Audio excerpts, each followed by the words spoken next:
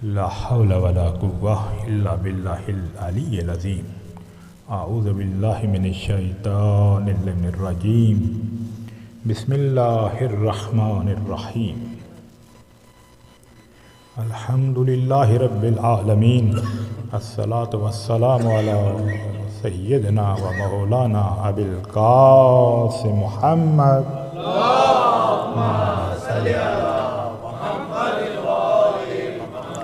وآلہ طیبین الطاہرین المعصومین لا سیما بقیت اللہ فی الارضین ولعنت اللہ علی اعدائہم اجمعین من یوم عداوتہم الی یوم الدین اما بعد. قال اللہ تبارک و تعالی فی کتاب المبین اعوذ باللہ من الشیطان الرجیم وَسَيَعْلَمُ الَّذِينَ ظَلَمُوا أَيَّ مُنْقَلِبٍ يَنْقَلَبُونَ. صلوات.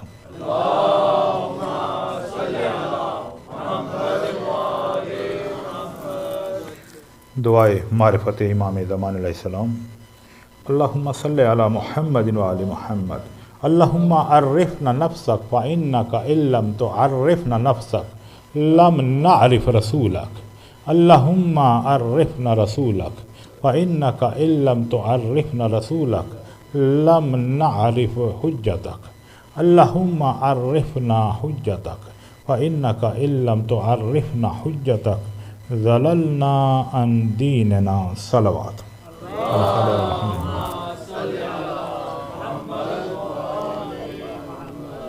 عزیزان محترم، ذکر حسین کے بہت سارے فوائد ہیں. ہمیں یہاں آگاہی بھی ملتی ہے، ادراک کی نعمت سے بھی مالا مال ہوتے ہیں، سکون قلب بھی ملتا ہے، دنیا کی اس مادیت پرستی سے روحانیت کی طرف آنے کا جذبہ اور ہمت بھی ملتی ہے. اور اپنے جتنے دنیاوی مسائل ہیں، خصوصاً آج کی دنیا میں ڈپریشن، انگزائٹی، ہماری جسمانی امراض جتنی ہیں، ان سے شفا کے لیے وسیلہ بھی ملتا ہے. یہ بہت بڑی چیز ہے. فرش عزا پہ بیٹھا ہوا مومن جب کسی دوسرے مومن کی تکلیف کو یاد کر کے دعا کرتا ہے اور خصوصاً وسیلہ قرار دیتا ہے اس ہستی کو جس کا فرش عزا ہے، تو اللہ اسے ضرور شفا دیتا ہے. یہ فرش عزا، یہ ایام عزا منسوب ہیں شہزادی کے ساتھ. کون سی شہزادی؟ جو اپنے دور کی زہرا ہے، 4 سال کی زہرا، جسے سکینہ بنت حسین کہتے ہیں. بس اس بی بی کے مصائب کو ذہن میں لاتے ہوئے تمام مومنین جو مشکلات میں ہیں، جو مریض ہیں، جو کسی بھی قسم کی مشکل میں مبتلا ہیں، ان کے لیے دعا کیجیے. خصوصاً ہمارے ایک بڑے عزیز دوست اور ہمارے بھائی چودھری فیصل عمران، انہوں نے تاکید کی ہے ان کے بھتیجے کی شفا کے لیے دعا ہمیں کرنی ہے. بچے کا نام غالباً حیدر علی ہے اور یہ پاکستان میں ہے. ایک موذی مرض میں مبتلا ہو چکا ہے یہ بچہ. انشاءاللہ وسیلہ شہزادی سکینہ بنت حسین سے خدا اس بچے کو، جو کہ جس کا نام کتنا پیارا ہے، حیدر علی، خدا اسے مولا کائنات کے وسیلے سے، شہزادی کے وسیلے سے اسے شفاء کاملہ اور عاجلہ عطا فرمائے. ایک دفعہ مل کے 5 مرتبہ اما یجیب کی تلاوت فرما لیجیے. الرحمن الرحیم. اما یجیب المضطر اذا دعاه ویکشف السوء. اما یجیب المضطر اذا دعاه ویکشف السوء.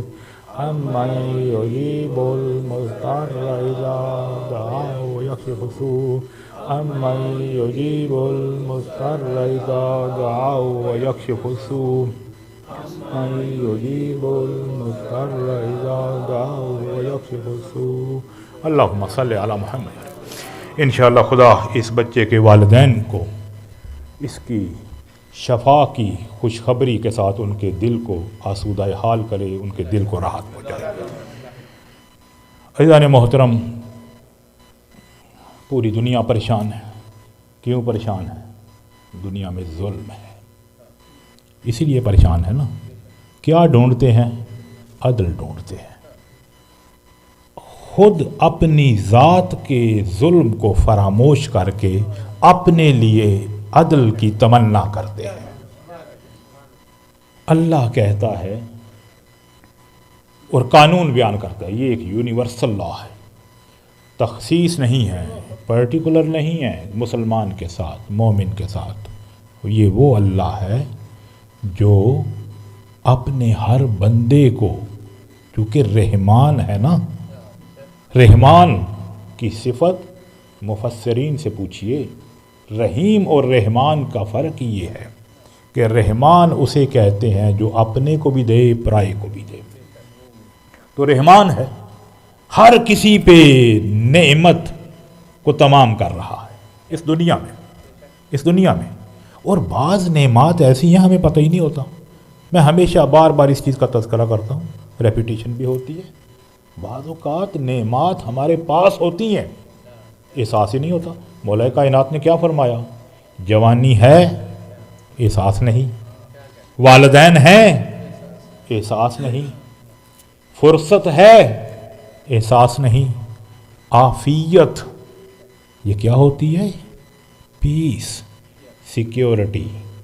آج پوچھئے وطن خداداد، مملکت خداداد میں پوچھئے کہ عافیت کسے کہتے ہیں؟ سیکیورٹی کس چیز کا نام ہے؟ سیکیورٹی فورسز کے ذریعے سے نہیں ہوتی، جس طرح جسٹس جوڈیشری کے ذریعے سے نہیں ہوتا۔ کب ہوتا ہے؟ جب ہم اپنے وجود میں اس خصوصیت اور صفت کا احساس کر کے اپنے وجود سے عدالت کو دوسروں تک پہنچائیں تو ہمیں بھی عدالت ملے گی۔ توجہ فرما رہے ہیں؟ خدا آپ کی توفیقات میں اضافہ کرے، بڑی خوشی ہوتی ہے، جوان بھی ہیں، بچے بھی ہیں، بزرگ بھی ہیں، اور الحمدللہ چینج ہے۔ کیا چینج ہے؟ ایسی گفتگو کو سنا جا رہا ہے، اور سنا جانا چاہیے۔ آج کا یہ بچہ مجھے بڑا اچھا لگتا ہے، اور میں شیئر کرتا ہوں دوسرے لوگوں سے۔ پچھلے سال کی بات ہے، لاس اینجلس میں تھا، اور ہمارے جتنے بھی خطباء ذاکرین فنی اعتبار سے جو بڑے پختہ ہوتے ہیں، وہ اپنے فن کا مظاہرہ کرتے ہیں، اور بعض اوقات انسان کو لگتا ہے کہ یہ پتہ نہیں کیوں سامنے رکھا ہوا ہے، اس کے بغیر بھی آواز پہنچا لیا کرتے ہیں۔ تو ایک بچہ سوال کرتا ہے کہ مسئلہ کیا ہے ان کے ساتھ؟ بات آرام سے بھی کی جاتی ہے، چیخ کیوں رہے ہیں؟ فرق ہے نا۔ یہاں پہ ایک مومن بیٹھے ہوئے تھے 2 دن پہلے، بتانے لگے، ہم ان کے گھر مجلس کے بعد گئے اپنے اشرف کوندل صاحب، تو کہنے لگے کہ ہمارے ہاں ہماری والدہ کی برسی کے موقع پہ ایک اکٹھ تھا، کیونکہ سنی بھی ہیں شیعہ بھی ہیں، تو جو آتا تھا وہ زیادہ زور لگاتا تھا۔ ایک آخر میں ایسا آیا جس نے زور نہیں لگایا، بڑے آرام سے بات کی اور بتایا کہ موت کیا ہے، حیات کیا ہے، انسان کیا ہے، زندگی کا مقصد کیا ہے، کامیابی کیا ہے، آخرت کیا ہے۔ لوگوں کی آنکھیں کھلی کی کھلی رہ گئیں، بتانے والی تو یہ باتیں تھیں۔ تو پھر کہتے ہیں کہ بعد میں بیٹھ کے سوچا گیا، کچھ لوگوں نے تجزیہ کیا کہ جو پہلے شور و غل کر رہے تھے وہ بھی تو کچھ فنکار ہی تھے نا، تو آخر میں نتیجہ یہ نکالا کہ ان کے پاس کانٹینٹ نہیں تھا، کانٹینٹ نہیں تھا۔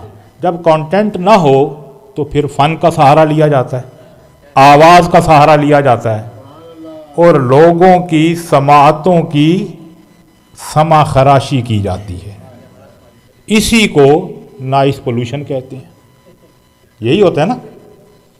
اگر بات انتہائی آرام سے کر دی جائے لیکن اسے لاجک کی سپورٹ ہو، دلیل بھی ہو، استدلال بھی ہو، تو بات پھر آرام سے ہی سننے کا مزہ آتا ہے۔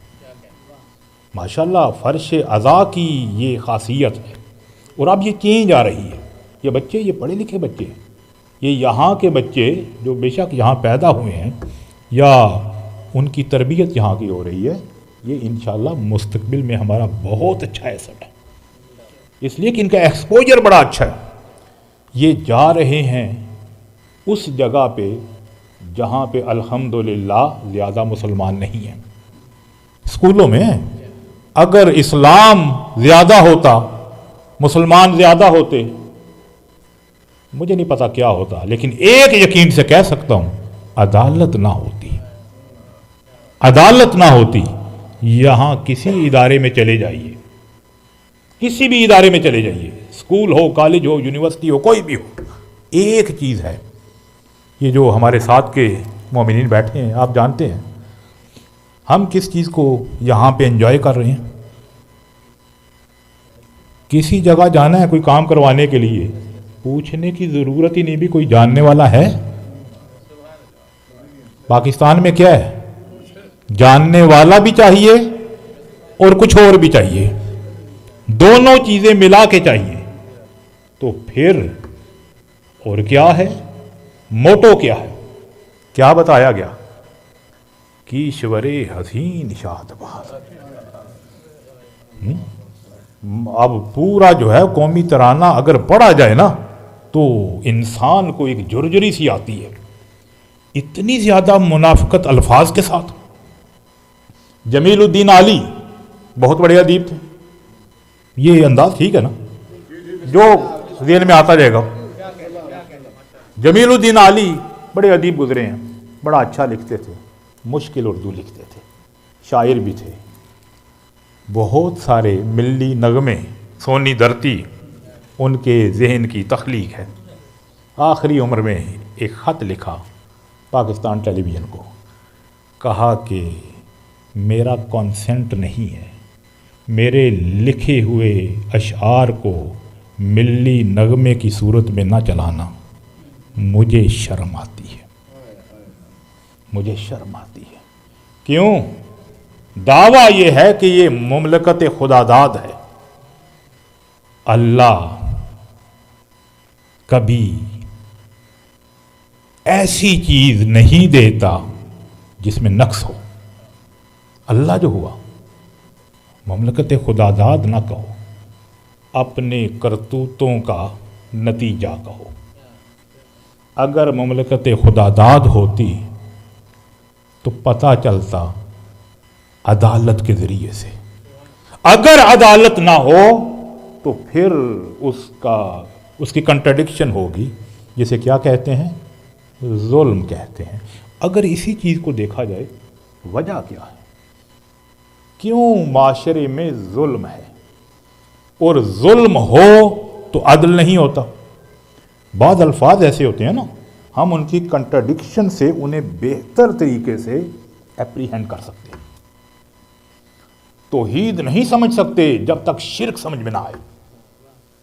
شرک اگر سمجھ میں آ جائے تو توحید سمجھ میں آتی ہے۔ ہر چیز میں شرک دیکھنے والے اللہ کی توحید کو نہیں سمجھ سکے، اسی لیے تو اللہ کے اعضاء کے، اللہ کے بدن کے قائل ہو گئے۔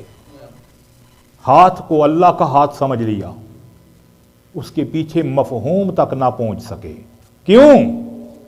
اس لیے کہ علم اس سورس سے نہیں لیا جس کا تعلق ڈیوائن نالج کے ساتھ ہے۔ علم نام ہے کس چیز کو ختم کرنے کا؟ جہالت۔ جہالت کو کیا کہتے ہیں؟ ظلمت۔ ظلمت ہوتی ہے نا، تو جب تک جہالت رہے گی عدالت کا تصور کبھی ذہن میں پیدا نہیں ہوگا۔ جب تصور نہیں ہوگا تو اس کی اہمیت کہاں سے پتہ چلے گی؟ جب اہمیت نہیں پتہ چلے گی تو پھر اس کی تعریف کے لیے کسی اس سورس کی ضرورت محسوس نہیں ہوگی جو عدالت کو واقعی معنی میں سمجھانے کی صلاحیت رکھتا ہو۔ اگر اسی چیز کو کھولا جائے نا تو بڑی پیاری چیز بنے گی۔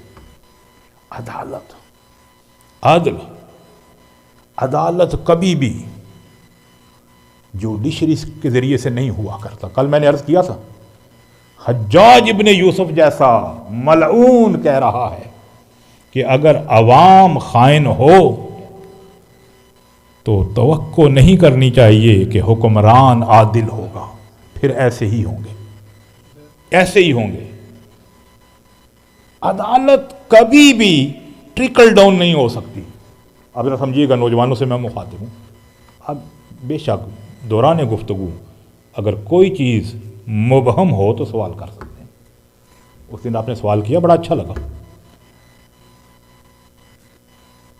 جب تک کوئی چیز اوپر سے ٹرکل ڈاؤن ہو کے معاشرے میں نہ آئے، معاشرہ اس کے ثمرات سے محروم رہتا ہے۔ عدالت اوپر سے ہوتی ہے یا نیچے سے ہوتی ہے، یہ بھی بڑی عجیب بات ہے۔ سب سے پہلے عدالت کا جو کانسیپٹ ہے نا، اس میں کلیریفیکیشن ہونی چاہیے۔ اگر ہماری تھیوری میں عدل کی اہمیت کا انکار ہو جائے گا تو وہ عدل عدالت کی صورت میں معاشرے کا حصہ نہیں بنے گی۔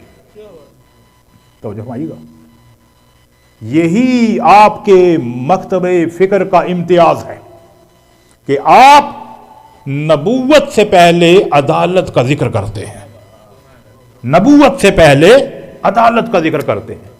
یہی تو لوگ پریشان ہیں۔ کل جو میں نے عرض کیا تھا کہ یہ کتاب ذالک الکتاب لا ریب فیہ ھدی للمتقین، متقین کے لیے ہدایت ہے، متقین کے لیے۔ تو ہدایت کے پیچھے تو سارے دوڑ رہے ہیں، لیکن بذات خود لفظ تقوی کتنا مبہم ہے۔ جب تقوی مبہم ہے تو عدالت کیسے سمجھ میں آئے گی؟ یہ ہمارے پاس ایک ریسرچر بیٹھے ہیں، پی ایچ ڈی کے آپ اسکالر ہیں نا، آپ نے ڈاکٹریٹ کی ہے، تو ڈاکٹریٹ نام کس چیز کا ہوتا ہے؟ یہ اکثر جو لطیفے بنے ہوئے ہیں نا، لوگ سمجھتے ہیں جی کسی نے پی ایچ ڈی کی ہے تو وہ ایک کانسیپٹ ہوتا ہے ذہن میں، وہ جب پی ایچ ڈی کسی بھی پی ایچ ڈی کو عجیب و غریب کام کرتے ہوئے دیکھتے ہیں تو آپس میں دیکھ کے مسکراتے ہیں، بھی واقعی ڈاکٹر ہی ہیں۔ اس کے پیچھے بھی ایک وجہ ہے، انسان کی جب کنسنٹریشن کسی ایک نقطے پہ مرکوز ہو جائے نا، اسے بہت ساری دوسری چیزوں کے بارے میں پتہ ہی نہیں ہوتا، وہ اس پہ توجہ ہی نہیں کر رہا ہوتا، اور معاشرہ کیا کرتا ہے؟ ان چیزوں کو دیکھ رہا ہوتا ہے۔ آپ فرض کیجئے ایک صاحب آ رہے ہیں، آپ کو کہا جائے کہ یہ بہت بڑے ادیب ہیں، بہت بڑے شاعر ہیں، بہت بڑے عالم ہیں، لیکن ان کا ایک بٹن اس کاج میں نہ ہو بلکہ دوسرے میں ہو، اچکن کا، تو لوگ مسکرانا شروع ہو جاتے ہیں۔ کیا؟ انہیں لگتا یہ ہے کہ جو سامنے دیکھ رہے ہیں اور جو دعویٰ کیا گیا ہے اس میں کچھ کام خراب ہو گیا ہے۔ تو لہٰذا اکثر جو پی ایچ ڈیز ہوتے ہیں، کیونکہ میں خود ایک طالب علم ہوں، میں نے بھی کبھی آج سے بہت پہلے کی تھی، 2007 میں جو ہے پی ایچ ڈی کی تھی، تو اس قسم کی جو چیزیں ہوتی ہیں، میں صرف وہ بتانے کے لیے ایک بات آ گئی۔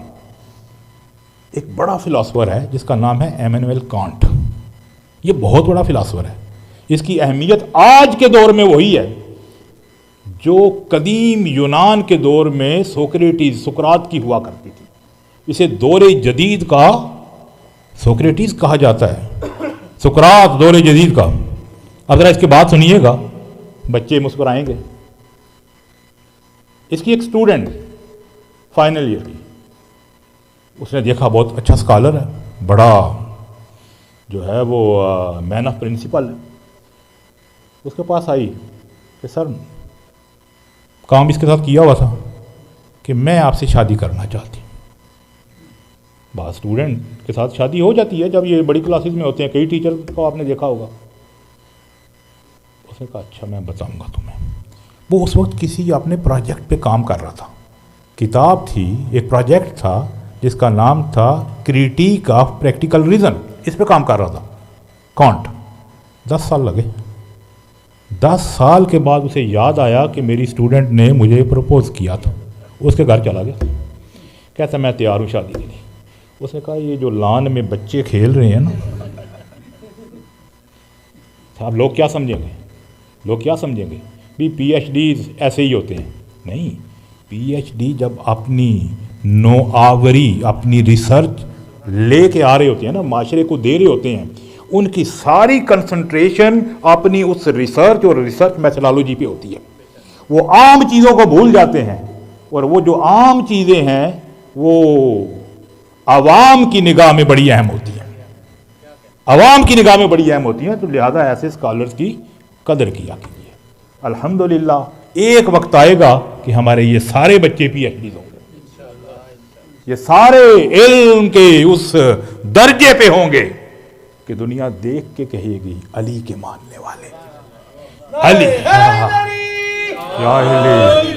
علی کا ماننے والا کچھ بھی ہو جاہل نہیں ہو سکتا, ہونا ہی نہیں چاہیے. علی کو جو مانتا ہے, علی عالموں کا شہر تو نہیں نا, نہ عالموں کے شہر کا در ہے, علم کے شہر کا در علی ہے. علی کی معرفت نہیں ہو سکتی جب تک اندر جہالت ہو.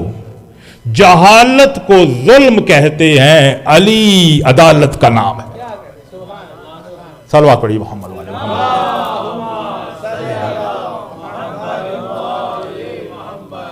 عدالت ٹرکل ڈاؤن کیسے ہوتی ہے, معاشرے میں کیوں کراتی ہے عدالت؟ ہم اپنے لیے عدالت چاہتے ہیں, ہم دوسرے کو عادل دیکھنا چاہتے ہیں, لیکن اگر عدالت میرے انٹرسٹ کو سیف گارڈ نہ کرے تو وہاں پہ میں کیا بن جاتا ہوں؟ پریگمیٹک اپروچ میری ہو جاتی ہے. ڈاکٹر صاحب ٹھیک کہہ رہا ہوں؟ پریگمیٹک اپروچ کیا ہوتی ہے؟ پریگمیٹک اپروچ, اگر آپ موریلٹی میں آ جائیں, اگر آپ ایتھیکل ویلیوز میں آ جائیں, پریگمیٹک اپروچ یہ ہوتی ہے کہ جو چیز آپ کے لیے فائدہ مند ہے, آپ کے انٹرسٹ کو سیو کر سکتی ہے, وہی آپ کے لیے مورلی گڈ ہے. یعنی گڈ اور بیڈنس کی ڈیفینیشن یہ نہیں ہے کہ انٹرنزک ویلیو ہے ان ویلیوز کے لیے, نہیں. اگر یہ ویلیو مورل ویلیو آپ کے انٹرسٹ کو سیف گارڈ کرے تو پھر یہ موریلٹی ہے. اب ایک جملہ کہہ دوں, میں اپنے ملک میں نہیں ہوں تو کہہ سکتا ہوں اگر ہمارے ساتھ ہو تو پھر ٹھیک ہو, اگر ہمارے ساتھ نہیں ہو تو پھر دہشت گرد ہو. یعنی ویلیو کیا ہے؟ جو میرے انٹرسٹ کو سیف گارڈ کرے. نہیں, یہی تو سقراط کی محنت ہے. سوفسٹ یہی تو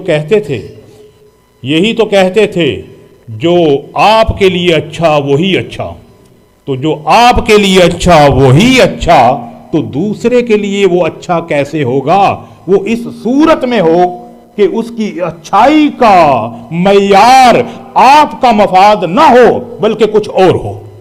یہ کچھ اور کیا ہے؟ اسے کون ڈیفائن کرے گا؟ آج کا پڑھا لکھا یہی تو کہہ رہا ہے کہ آج ہم ترقی کر چکے ہیں, ہماری کولیکٹیو انٹلیکٹ آج اس قابل ہے کہ اپنے لیے ویلیوز کو ڈیفائن کر سکتی ہے. جب ویلیوز کو ڈیفائن کر سکتی ہے, وی ڈونٹ نیڈ ریلیجن. اب ہمیں مذہب کی ضرورت نہیں ہے, اب ہمیں خدا کی ضرورت نہیں ہے. 2 دن پہلے میرے ساتھ یہاں پہ ایک بچہ آیا تھا جن کے ہاں میں ٹھہرا ہوا تھا, سنی برادران میں سے پڑھا لکھا بچہ ہے. اسی ڈاؤن ٹاؤن میں گیا اور آ کے کہتا ہے کہ آپ کی ایران کی ایک نوجوان خاتون سے مل کے آیا ہوں جو بڑے فخر سے کہہ رہی ہے کہ آئی ایم ایکس شیعہ. میں شیعہ نہیں ہوں, ایکس شیعہ ہوں. بڑے فخر سے کہہ رہی ہے. کون؟ ہمارا کیا نظریہ ہے, ہم کیا سمجھتے ہیں؟ بڑی علم دوست قوم ہے. ایکس شیعہ, ایکس مسلم, پوری سوسائٹی ہے, ایک موومنٹ ہے ایکس مسلم. کیوں؟ اسی لیے کہ اس نتیجے پہ پہنچے ہیں اب ہم ترقی کر چکے ہیں.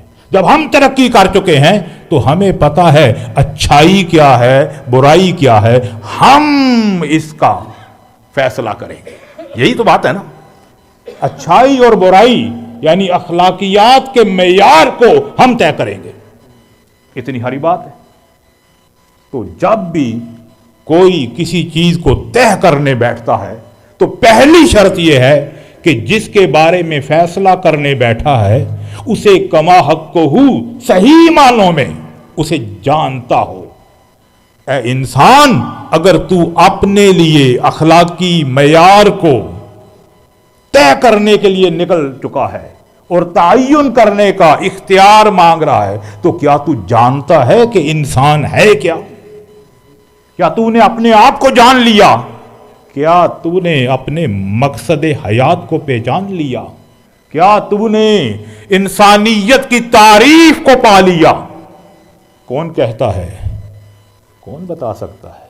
علی بتائے گا نا۔ مولا کائنات کیا فرماتے ہیں؟ رحم اللہ عمرن عرفا من عین فی عین الی عین۔ وہی انسان کامیاب ہے جو جانتا ہے کہ اس کی بگننگ کیا ہے، مبدا کیا ہے، معاد کیا ہے، جہاں پہ جانا ہے، اس دنیا میں کیا لینے کے لیے آیا، ہدف زندگی حیات انسانی کیا ہے۔ کون جانے گا؟ جو جانتا ہوگا اسے حق حاصل ہے کہ انسانی زندگی کے لیے ہدف کا تعین بھی کرے اور انسانی اخلاقی اقدار کے مجموعے کے معیار کو بھی طے کرے۔ تو کون انسان کو جانتا ہے؟ وہ جس نے انسان کو پیدا کیا ہے، وہ جس نے پیدا کیا ہے۔ اس لیے کہ اخلاق اور اس کا معیار یہ یونیورسل ہوگا، یہ ہمیشہ کے لیے ہوگا، ماضی کے لیے بھی وہی ہوگا، حال کے لیے بھی وہی ہوگا، مستقبل کے لیے بھی وہی ہوگا۔ اخلاقی معیار وہ نہیں ہوگا جو کسی ایک ملک کی پارلیمنٹ بیٹھ کے فیصلہ کر دے آج سے یہ چیز پہلے ممنوع تھی یا حرام تھی یا بری تھی، لیکن آج کے بعد چونکہ ہم یہ کہہ رہے ہیں یہ اچھی ہو گئی، یہ صحیح ہوگی۔ یعنی یہ مورل ویلیو پہلے نہیں تھی لیکن آج کے بعد ہے۔ کیوں؟ اس لیے کہ ہمارے معاشرے میں وہ لوگ جو پڑھے لکھے ہیں انہیں آپ نے کانسیپٹ دے کے، ووٹ دے کے بھیج دیا۔ کہاں پہ؟ پارلیمنٹ میں۔ وہ آپ کے نمائندہ بن کے گئے ہیں، اور چونکہ آپ کی رائے کی غمازی کرتے ہیں، عکاسی کرتے ہیں، آپ نے اسے ووٹ دیا جسے آپ نے اپنے میں سے بہتر سمجھا، تو وہ جو کچھ کہے گا اور مل کے کہے گا، یونینیمسلی جو کہے گا وہ آپ کو ماننا پڑ جائے گا۔ یہ ہے اس اجماع کی کامل صورت جو سقیفہ سے شروع ہوا تھا اور آج تک ہے۔ یہ ہے اس کی، وہاں سے شروع ہوا تھا آج تک ہے۔ وہ جس نے انسان کو بنایا اس نے ایک چیز طے کی کہ معیار، میلاک، کرائیٹیرین یہ ہے، کس کا؟ ہر اخلاقی قدر کا۔ اخلاقی قدر بہت زیادہ ہوتی ہیں اقدار، ان میں سے سب سے اہم کیا ہے؟ عدالت ہے، عدل ہے، عدالت ہے۔ میں طے کروں گا کہ عدالت کا معیار کیا ہے۔ کون؟ خالق اکبر۔ کیوں؟ اس لیے کہ مالک ہے۔ ملک کی کئی قسمیں ہیں۔ ایک ملک یعنی ملکیت وہ ہوتی ہے جو عارضی ہوتی ہے۔ آپ اپنی گاڑی کے مالک ہیں، کل آپ بیچ دیجیے، آپ کی ملکیت سے خارج ہو گئی، اب وہ آپ کی ملکیت نہیں ہے۔ انسان کو کچھ انسان کبھی خریدتے رہے ہیں اور بیچتے رہے ہیں، وہ خریدتے اور بیچتے ضرور رہے ہیں لیکن وہ بندہ اللہ کہہ رہا ہے۔ انسان کو نہیں خریدا جا سکتا، یہ صرف استحصال تھا۔ تو جب آپ اسے خرید نہیں سکتے، آپ اسے بیچ نہیں سکتے، تو آپ کے پاس اختیار کیا ہے کہ آپ اس پیمانے کو طے کریں، آپ اس کرائیٹیرین کو ڈیفائن کریں جو اس کے لیے اخلاقی قدر بن جائے گا۔ کس کے پاس حق ہے؟ جو مالک حقیقی ہے۔ مالک حقیقی کون ہے؟ جو خالق حقیقی ہے، وہی مالک ہے۔ اب وہ مالک، وہ خالق، وہ بتا رہا ہے کہ عدالت وہاں پہ ہوگی۔ عدالت کو عام الفاظ میں، عام فہم زبان میں کیا کہا جاتا ہے؟ جب عدالت فیصلہ کرتی ہے، جسٹس فیصلہ کرتا ہے، وہ کیا کہتا ہے؟ حق آپ کا نہیں، اس کا ہے۔ انصاف کو بڑے غلط معنوں میں سمجھا جاتا ہے. فرض کیجئے آپ ٹیچر ہیں, کلاس میں آپ کے سامنے کلاس بیٹھی ہوئی ہے. انصاف کا تقاضا یہ ہے سب کو گریڈ برابر دے دیجیے, یہ انصاف ہے. عدالت کیا ہے کہ جو جتنی لیاقت رکھتا ہے اس لحاظ سے اسے گریڈ دیجیے, یہ ہے عدالت. انصاف یہ نہیں ہے, یا بلکہ کہہ لوں کہ یہ ہے کہ جو دل چیونٹی کے چھوٹے سارے جسم میں بلڈ کو پمپ کرتا ہے, وہی دل انصاف کا یہ تقاضا ہے کہ اس ویل مچھلی کے جسم میں بھی خون پمپ کرے جو کئی ہاتھیوں سے بھی بڑی ہے. لیکن چونکہ اس کا کام کچھ اور ہے, اس کا سائز کچھ اور ہے. یہ عدالت ہے. عدالت کیا ہے کہ جہاں جس چیز کی جگہ ہو, جس کا مقام ہو, اسے وہاں پہ رکھنا, وہ ہے. اللہ نے بتا دیا کہ حق عدالت ہے. حق ہی عدالت ہے نا.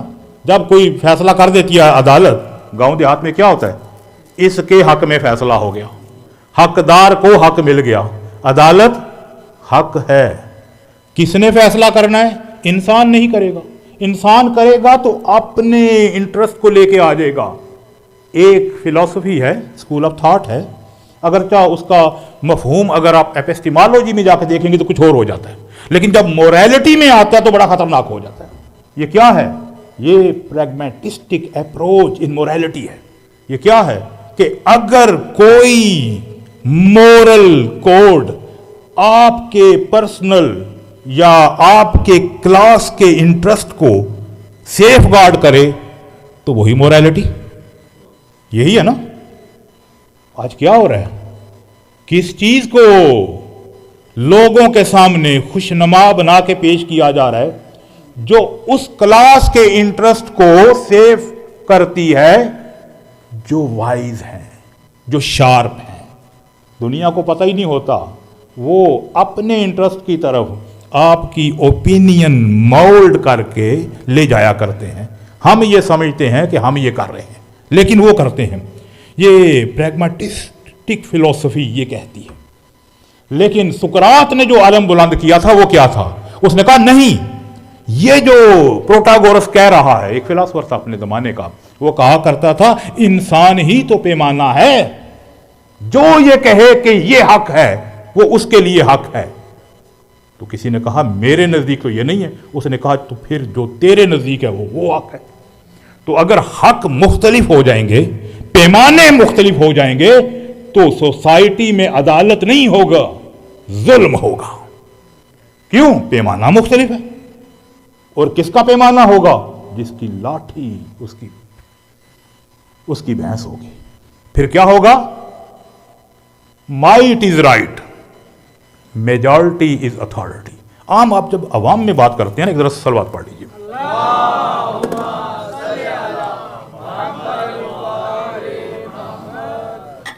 عوام کو قائل کرنے کے لیے شعر پڑھ دیا جائے تو وہ کافی ہوتا ہے.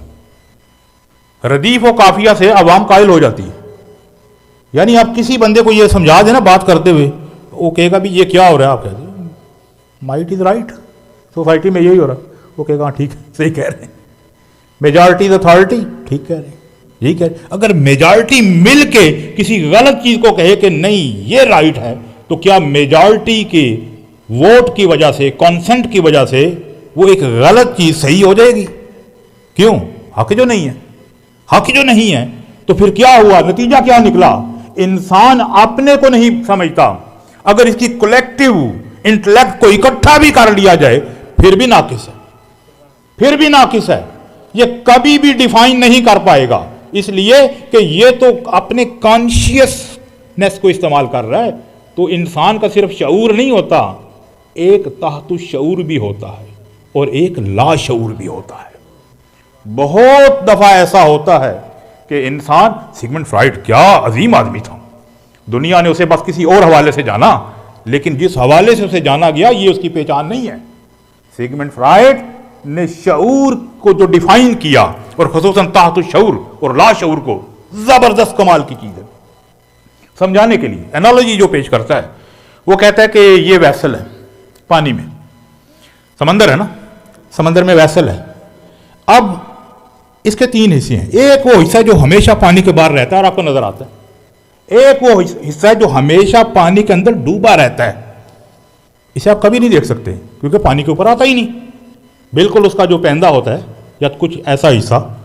ایک وہ حصہ ہے کہ جو لہروں کی بدولت کبھی پانی سے باہر اور کبھی پانی کے اندر، اگر اس پہ آپ نے ویٹ زیادہ ڈال دیا تو کبھی وہ پانی کے اندر اور کبھی پانی کے باہر.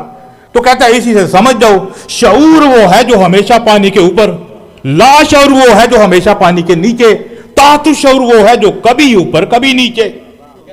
اگر انسان کے کسی عمل کو سمجھنا ہو تو پیچھے جا کے اینالائز کیا جاتا ہے، شعوری طور پہ کر رہا ہے یا تحت شعور کے ہاتھوں مجبور ہو کے کر رہا ہے یا لاشعوری طور پہ کر رہا ہے. بہت دفعہ ایسا ہوتا ہے کہ ہم کچھ کرتے ہیں سمجھتے یہ ہیں کہ ہمارا شعور کر رہا ہے، لیکن وہ شعور نہیں کرتا.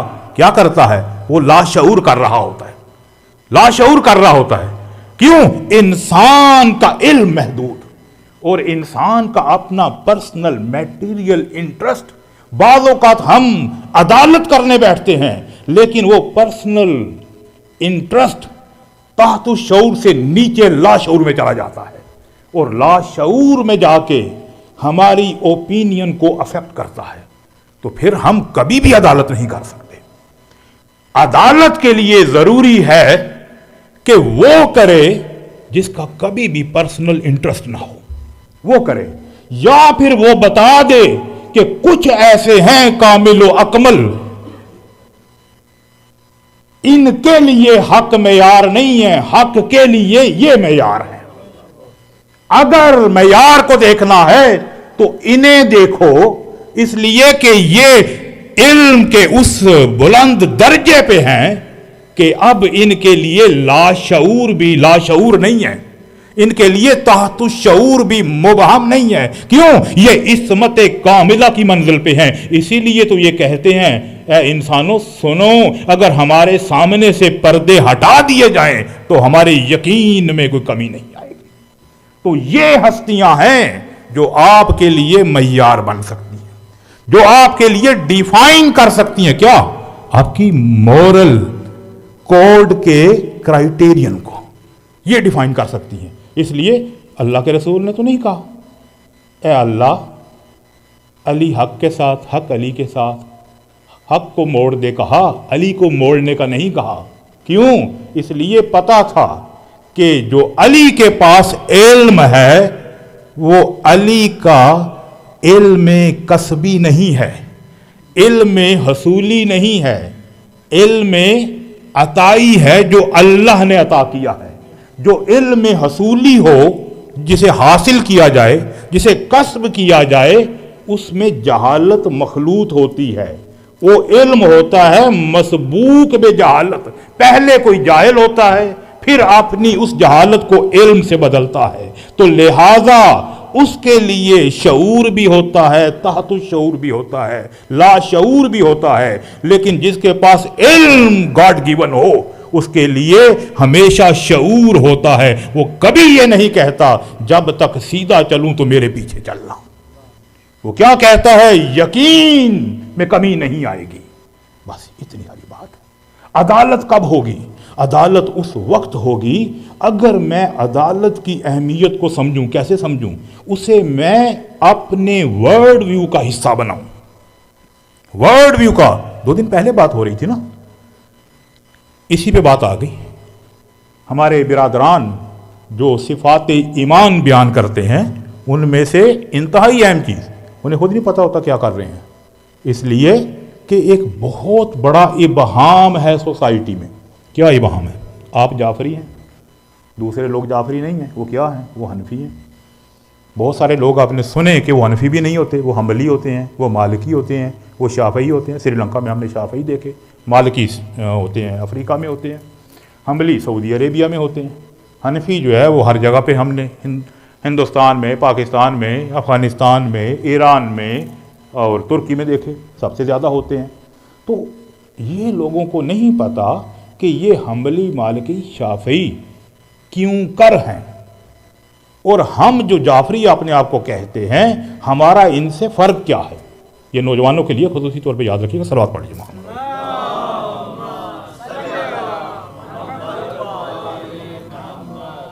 دیکھیے کبھی اسکول آف تھاٹ جو ہے دوسرے اسکول آف تھاٹ سے ڈیفرنٹ ہو سکتا ہے. ظاہر ہے کوئی نہ کوئی اسے جو ہے وہ وجہ چاہیے نا. کبھی وہ فقہ کی بنیاد پہ ہوتا ہے اور کبھی وہ کلام کی بنیاد پہ ہوتا ہے. اگر فقہ کی بنیاد پہ ہو تو اسے کیا آپ کہتے ہیں؟ یہ جتنے یہ 4 مذاہب ہیں نا برادران اہل سنت کے، یہ جورسپروڈنس کے اسکول آف تھاٹ ہیں. یعنی اگر ان کے فقہی مکاتب کو دیکھا جائے تو فقہ کے یہ مکاتب ہیں. اگر کلام کے مکتب کو دیکھا جائے تو وہ ایک ہی ہے، وہ 4 نہیں ہے. اب فقہ اور کلام کا کیا مطلب ہے؟ آپ نے اصول دین اور فروعات دین کا سنا ہے؟ اصول دین کیا ہوتا ہے؟ یہ کیا ہوتا ہے؟ بولیے میرے ساتھ تھوڑا سا. آپ کے primary basic fundamental belief system آپ کا، اسے اصول دین کہتے ہیں. فروعات دین کیا ہے؟ اگر اصول اسٹیبلش ہو جائیں تو اس کی اسٹیبلشمنٹ کے بعد جو اس میں سے آپ کی ذمہ داریاں نکل کے آتی ہیں کہ اگر خدا ہے اور خدا احد ہے، اگر عادل ہے، اگر اس نے ہدایت کا ذمہ لے لیا، وَإِنَّ عَلَيْنَا لَلْهُدَىٰ، انسان میں نے تجھے پیدا کیا، میں تیرا مالک، میں تیرا خالق، اب ہدایت بھی میں ہی دوں گا. یہ نبوت، امامت اور قیامت یہ ہدایت میں آتا ہے. یہ تینوں چیزیں اللہ کی صفت عدالت میں آتی ہیں. عدالت توحید میں آتی ہے، توحید اللہ کی ذات میں ہے. تو یہ جو اصول دین ہے یہ 5 نہیں ہے، یہ ایک ہی ہے. یہ ایک ہی ہے. اللہ کی صفت ہے کہ میں تمہیں ہدایت دوں گا، کبھی نبی کی صورت میں، کبھی کتاب کی صورت میں، کبھی رسول کی صورت میں، کبھی امام کی صورت میں اللہ دیتا ہے. اچھا، توحید یعنی یہ اصول دین. اصول دین آپ کا ورلڈ ویو بناتے ہیں، آپ کو یہ کانسیپٹ دیتے ہیں کہ آپ ہو کیا، یہ کائنات کیا ہے اور آپ کا اس کائنات کے ساتھ تعلق کیا ہے. اگر اصول دین میں یقین پیدا ہو جائے تو پھر آپ وہی کرتے ہیں جو آپ کے اصول دین آپ سے کہتے ہیں. توجہ فرمائیے گا.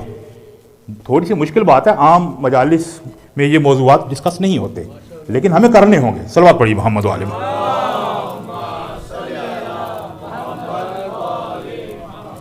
اصول دین آپ کو آپ کا ورلڈ ویو، بلیف سسٹم دیتے ہیں. جب وہ اسٹیبلش ہو جاتا ہے تو اب اس کی اسٹیبلش ہونے کی وجہ سے جو ذمہ داریاں آپ پہ عائد ہوتی ہیں، اگر خدا ہے تو اس نے آپ سے کہا کہ آپ نماز پڑھو تو نماز پڑھنے کا یہ طریقہ ہے. اس نے کہا حج کرو تو حج کرنے کا یہ طریقہ. اس نے کہا کچھ سے محبت کرو تو ولا تولا کا یہ طریقہ. اگر اس نے کہا کہ کچھ برے لوگوں سے دور رہو تو ان سے برات کا یہ طریقہ، خمس کا یہ طریقہ. یہ کیا ہے؟ یہ اصول دین کے بعد آتا ہے. اب سنیے، یہ جو 4 مذاہب ہیں نا، امام احمد بن حنبل کا، ابو حنیفہ کا، شافعی کا، مالک کا، یہ آپ کو صرف یہ بتاتے ہیں کہ فروعات دین میں ہمارا نظریہ کیا ہے. اصول دین میں ایک ہی ہے. وہ کیا ہے؟ اکثریت کا ایک ہی ہے. وہ کیا ہے؟ وہ ہے اشعری سکول آف تھاٹ. ابو موسیٰ اشعری نے اصول دین ڈیفائن کیے تھے. آپ کا امتیاز کیا ہے؟ آپ کے اصول دین بھی ان 4 معصومین نے ڈیفائن کیے ہیں، اور فروعات دین بھی آپ ان سے لے رہے ہیں. اصول کے بھی وہی امام ہیں، فروع کے بھی وہی امام ہیں. دوسری طرف اصول کا کوئی اور ہے اور فروع کے کچھ اور ہیں. اصول کا کون ہے؟ ابو موسیٰ اشعری. کتنا ذہین آدمی تھا، جسے عمر ابن عاص نے بڑی آسانی کے ساتھ گما دیا تھا حکمیت میں. یہ وہ تھا. ابو موسیٰ اشعری کی نسل سے چوتھا ہے یہ. اس کی نسل میں سے آنے والا، اس کی چوتھی نسل میں سے جو بندہ آیا اس کا نام ہے ابو الحسن اشعری، جس نے اشاعرہ اسکول آف تھاٹ کی بنیاد ڈالی. یہ کیا کرتا ہے اشاعرہ اسکول آف تھاٹ؟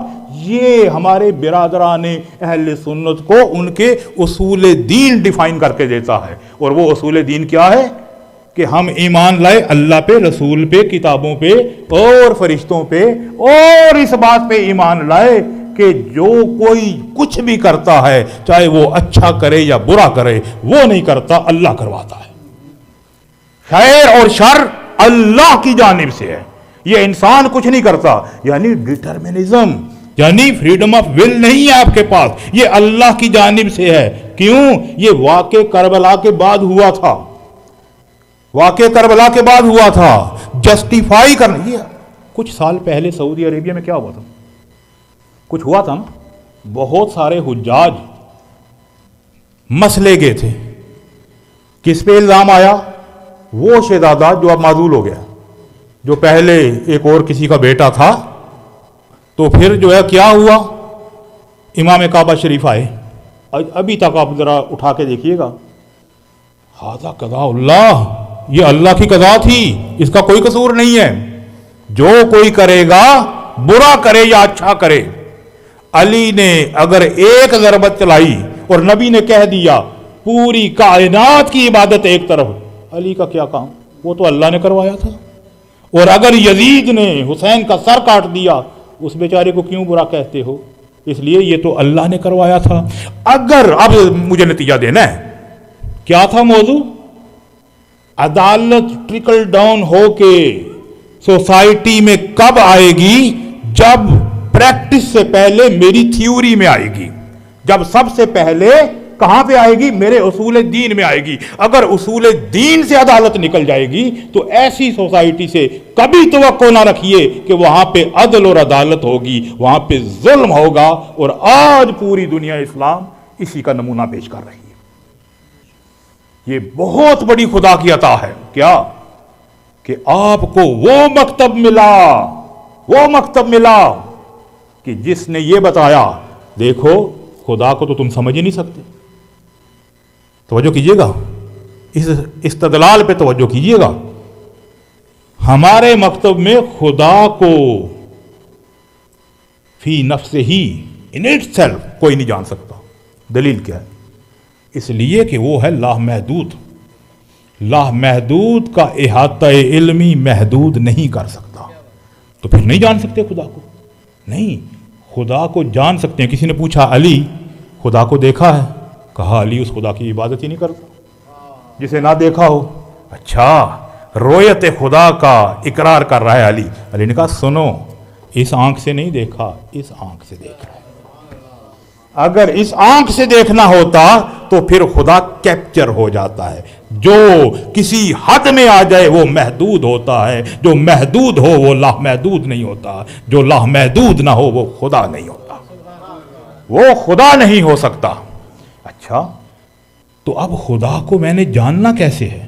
خدا کو میں جان سکتا ہوں صرف خدا کی صفات کے ذریعے، صرف خدا کی صفات کے ذریعے. یہاں پہ ایک اور پرابلم آ گئی کہ کسی چیز کو بھی میں، کسی صفت کو بھی میں جب جانوں گا تو اپنے پس منظر میں جانوں گا.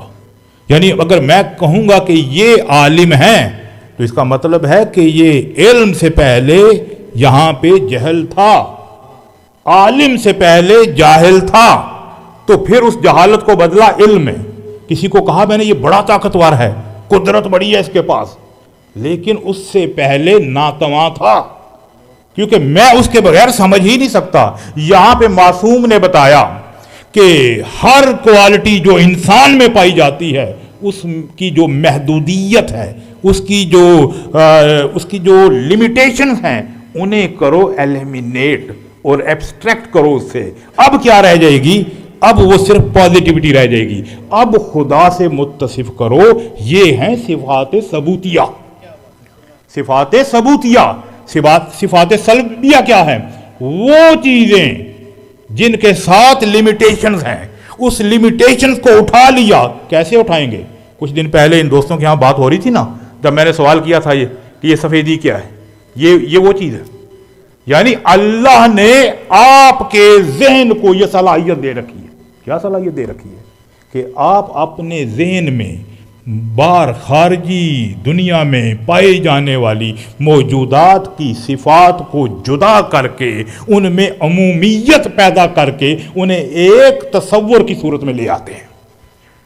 یعنی جو ایٹریبیوٹس آپ کی ان فزیکل چیزوں میں پائی جاتی ہیں آپ انہیں ایبسٹریکٹ کر کے پھر آپ انہیں جنرلائز کرتے ہیں, وہ آپ کا کانسیپٹ بن جاتا ہے. اس کانسیپٹ کی مدد سے آپ ان ساری چیزوں کو جنہیں نہیں جانتے ان مجہولات کو معلومات میں بدلتے ہیں. یہ ہے انسان کے علم حاصل کرنے کا خلاصہ. یہ سارا اب خدا کو سمجھنا ہے جو کہ حواس میں نہیں آ رہا. اگر خدا کو نہیں سمجھوں گا تو پھر مجھے کیسے پتا چلے گا کہ اس کی صفات کیا ہے. اور اسی لیے خاص صفت خدا کی جو بہت ہی ضروری ہے, اگر اسے نہ مانا تو معاشرے میں ظلم کا بازار گرم ہو جائے گا. وہ کیا ہے؟ وہ توحید ہے. آج وقت نہیں ہے کہ توحید پہ بات کی جائے. کس طرح اللہ کو کوئی فائدہ نہیں, پوری دنیا مل کے اللہ سے کہے تو ایک نہیں ہے, تو 4 ہے, تو 10, اللہ کو کوئی نقصان نہیں ہوتا. توحید باری تعالیٰ کا فائدہ خود انسان اور انسانی معاشرے کو ہے. انسان کو ہے اور انسانی معاشرے کو ہے. کیسے ہے؟ انسان ہمیشہ اپنی کثرت کو کسی وحدت کی طرف منسوب کر کے اس کثرت کو وحدت میں بدلتا ہے. گھر ایک, بیٹے 4, لیکن یہ چاروں ایک باپ سے منسوب. دوسرے گھر کے مقابل پہ کیونکہ یہ 4 ایک سے منسوب, اب یہ بہت سارے گھر مل کے دوسرے قبیلے کے مخالف, کیوں؟ ان کا جد امجد ایک, یہ سارے مل کے اکٹھے دوسرے شہر کے مقابلے میں, کیوں؟ ایک شہر سے منسوب. یہ سارے مل کے ایک ملک بن گیا, دوسرے ملک کی ٹیم کھیل رہی ہوتی ہے, ان کی منہ سے جو ہے وہ غصے کی وجہ سے جو جھاگ اڑ رہی ہے. کیوں؟ منسوب ہو گئے کس سے؟ ایک خطہ ارض سے. سارے مل کے ایک کلاس بن گئی, یہ ایلیٹ کلاس ہے, اس میں گورا بھی ہے, اس میں کالا بھی ہے.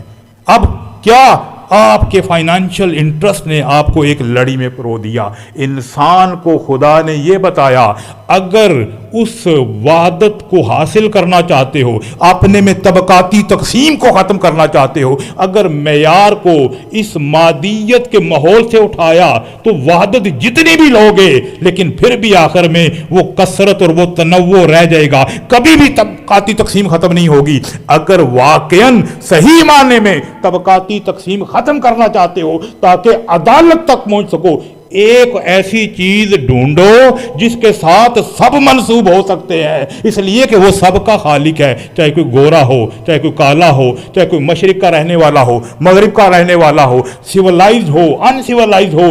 یہ ہے توحید کا فائدہ. فلسفہ توحید کیا ہے؟ اللہ کو کوئی فائدہ نہیں ہو رہا. فائدہ کس کو ہو رہا ہے؟ انسان کو فائدہ ہو رہا ہے. اگر توحید کا قائل نہیں ہوگا عدالت کبھی نہیں آ پائے گی. یعنی اب دیکھیے گا, توحید کا قائل نہیں ہوگا عدالت کبھی نہیں آ پائے گی. توحید کس سے ملتی ہے؟ محمد و آل محمد سے ملتی ہے. اگر محمد و آل محمد سے توحید نہیں لیں گے تو توحید کا لفظ کہہ رہے ہوں گے لیکن اصل میں تشریک اور شرک ہوگا. اگر ہم عدالت کے قائل نہیں ہوں گے, اگر عدالت ہمارے اصول دین میں نہیں ہوگی, اگر کوئی ایسا معیار نہیں ہوگا جو انسانوں کا بنایا ہوا نہیں ہے, اس کا بنایا ہوا ہے جس کا علم محدود نہیں ہے, یا ان کا بتایا ہوا ہے. محمد و آل محمد بناتے نہیں, بتاتے ہیں. بناتا خدا ہے, بتاتے یہ ہیں. اور جب انسان, نبی کون ہوتا ہے؟ جو اللہ سے وہ معیار لیتا ہے. رسول وہ ہوتا ہے جو انسانوں تک وہ معیار پہنچاتا ہے. امام وہ ہوتا ہے جو اس کی امپلیمنٹیشن بھی کرتا ہے. اگر اس معیار کو کوئی توڑے تو پھر اسے آ کے روکتا ہے. اسے امام کہتے ہیں. عدالت ممکن نہیں جب تک محمد و آل محمد سے نہ لی جائے, یہ تصور عدالت نہ سمجھا جائے. میرا خیال ہے گفتگو تھوڑی زیادہ ثقیل بھی ہو گئی ہے اور وقت بھی ختم ہو گیا ہے. میں ایک استاد ہوں, ہمارا یہی طریقہ ہے, اور الحمدللہ بڑی اچھی چیز ہے کہ آپ لوگ یہ باتیں سن رہے ہیں، وگرنہ لوگ تو فن خطابت سنتے ہیں، لیکن الحمدللہ اب ہمیں یہ چیزیں بیان کرنی ہوگی۔ اب اس مجلس عزا کو ایک کلاس روم میں بدلنا ہوگا، اس لیے کہ اس سے بڑھ کے کوئی یونیورسٹی نہیں ہے، فرش عزا سے بڑھ کے کوئی ایسی جگہ نہیں ہے جہاں پہ روحانیت کا علم دیا جا سکے، اس لیے کہ اس پہ جو بھی بیٹھے گا وہ بغیر وضو کے نہیں بیٹھے گا، اس کے ذہن میں معیار ہے کیا؟ عدالت کا معیار ہے۔ عدالت کیا ہوتی ہے؟ عدالت یہ ہوتی ہے کہ اگر سگا بھائی بھی پاس آئے اور اپنے حصے سے زیادہ مانگے تو علی لوہے کو گرم کر کے ہاتھ پہ لگا کے بتاتا ہے میں علی ہوں۔ عدالت کا معیار یہ ہے، عدالت کا معیار یہ ہے کہ اس کی معرفت حاصل کی جائے جو اصل میں سب کا محبوب ہے، اور جب اس کی رضا، اس کی معرفت ہوگی تو پھر کچھ بھی مشکل نہیں ہوگا۔ جب اس منزل پہ کوئی پہنچ جائے گا تو وہ انسان کامل بن جائے گا۔ دنیا نے دیکھا ایک انسان کامل آیا تھا، جب امتحان کی منزل پہ آیا تو بیٹے سے کہا میرے بیٹے میں نے خواب دیکھا ہے، میں نے خواب، اور نبی کا خواب، پیغمبر کا، نبی کا رویا صادقہ ہوتا ہے، القاعات شیطانی نہیں ہوا کرتے۔ میں نے یہ دیکھا ہے، بابا جو دیکھا ہے آپ پورا کریں۔ لے کے اس جگہ پہ آئے، کس جگہ پہ؟ جہاں پہ امتحان دینا تھا۔ ماں کو نہیں بتایا، شیطان آیا، وسواس پیدا کیا، لیکن یہ پہنچے وہاں پہ۔ لیکن ابراہیم بہت ہی عظیم انسان کا نام ہے، ابو البشر حضرت آدم کو کہا جاتا ہے، ابو الانبیاء حضرت ابراہیم علیہ السلام کو کہا جاتا ہے، انبیاء کے باپ۔ امتحان دینے کے لیے آئے، اور کیسے امتحان دیا؟ آخری وقت پہ کہا کہ امتحان کے لیے تیار ہوں لیکن آنکھوں پہ پٹی باندھوں گا۔ بیٹے نے کہا بابا امتحان کے لیے تیار ہوں لیکن پاؤں میں رسی باندھ دے۔ یہ ایک امتحان تھا، لیکن کائنات نے دیکھا کہ جس کے یقین میں کمال پیدا ہو جاتا ہے وہ جب امتحان دیتا ہے تو نہ آنکھوں پہ پٹی باندھتا ہے اور نہ ہی اسماعیل کی طرح پاؤں میں رسی باندھی جاتی ہے، بلکہ کس اشتیاق کے ساتھ امتحان دیتا ہے کہ سارے انبیاء صف در صف کھڑے ہیں، سارے انبیاء صف در صف کھڑے ہیں، اور حسین ذبح عظیم کی مثال پیش کرنے جا رہا ہے۔ اور ایک دفعہ کیا دیکھا کہ جب حسین اپنے کڑیل جوان کے لاشے پہ پہنچے، رکے، کہا اکبر مجھے آواز دے، اکبر تیرے جانے سے میری آنکھوں کا نور ختم ہو گیا ہے، مجھے کچھ نظر نہیں آ رہا۔ اب اکبر نے آوازیں دینا شروع کی، حسین نے اس لاشے کی طرف بڑھنا شروع کیا جو کربلا کی ریت میں تڑپ رہا ہے۔ جب قریب پہنچے تو دیکھا کہ اکبر نے ایک ہاتھ اپنے سینے پہ رکھا ہوا ہے۔ کہا میرے بیٹے تو جوان ہے، میں بوڑھا ہو چکا ہوں، میں چاہتا ہوں کہ تیرے لاشے کو اٹھاؤں اور خیام کی طرف لے کے چلوں، لیکن میں تجھے اٹھا نہیں سکوں گا۔ میرے بیٹے اپنے دونوں ہاتھ میری گردن میں ڈال دے۔ اکبر نے ایک ہاتھ کو بلند کیا، دوسرے کو نہیں اٹھایا۔ حسین نے پھر کہا اکبر دوسرے ہاتھ کو کیوں نہیں اٹھاتا؟ اکبر نے کہا بابا اس ظالم نے برچھی کا پھل توڑ دیا تھا اور کہا تھا سنا ہے حسین بڑا صابر ہے، میں دیکھوں گا کہ اکبر جیسے کڑیل جوان کے سینے سے برچھی کا پھل کیسے نکالتا ہے۔ ہاں اب حسین بیٹھے، برچھی کے پھل پہ ہاتھ رکھا، برچھی کی گہرائی کا اندازہ کیا، جتنے بھی انبیاء ہیں موجود ہیں ایک ایک کر کے جانے لگے۔ کیوں؟ اس لیے کہ اکبر نے برچھی کے پھل میں ہاتھ ڈال کے اسے ہلا کے دیکھا تھا۔ اب یہ اکبر کا سینہ نہیں تھا ہل رہا، کربلا کی سرزمین میں زلزلہ پیدا ہو گیا۔ اب حسین نے ایک دفعہ نجف کی طرف دیکھا، بابا علی سب کی مدد کرتے ہیں، میری مدد کو آئیے، بابا آ کے دیکھیے در خیبر کو اکھاڑنا آسان ہے یا کڑیل جوان کے سینے سے برچھی نکال